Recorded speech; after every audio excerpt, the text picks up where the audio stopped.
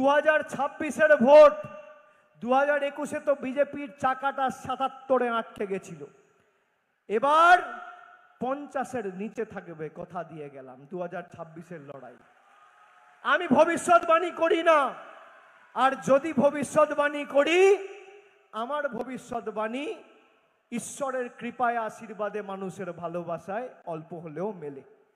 আমি তারিখ ধরে বলতে পারি না অমুক তারিখে এই হবে তাই হবে, কিন্তু আমি যদি বলি যে 2019-এর তুলনায় তৃণমূলের আসন সংখ্যা 2024-এর ভোটে বাড়বে, সেটা বেড়েছে।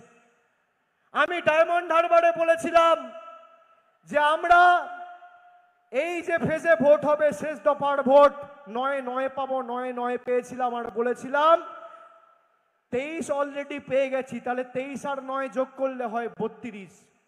কিন্তু 3টে সিট আমরা অত্যন্ত কম ব্যবধানে হেরেছি। একটা বিষ্ণুপুর 5000 ভোটে হেরেছি, একটা পুরুলিয়া আমরা 17000 ভোটে হেরেছি, আর একটা বিজেপির বাঁচাল সভাপতি সুকান্ত মজুমদার 9000 ভোটে জিতেছে। সে নাকি আমার বিরুদ্ধে এসে মানুষকে সংগঠিত করতে আসবে।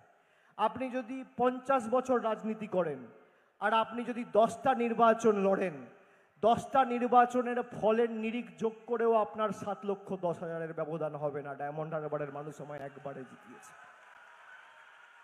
আমি এসব কথা বলে নিজের বীরত্ব দেখাতে চাই না। আমার কোনো ক্রেডিট নেই, ক্রেডিট মানুষের। মানুষ আমাকে জিতিয়েছে। যারা বলে বিজেপির নেতা শুভেন্দু অধিকারী যে মমতা ব্যানার্জি দিদি থেকে ঠাকুমা হয়ে যেতেন তিনি যদি না থাকতেন, তা তুমি তো গেছো 2020-তে, মমতা ব্যানার্জি 21-এ জিতলো কি করে, 24-এ জিতলো কি করে, 23-এর পঞ্চায়েতে জিতলো কি করে?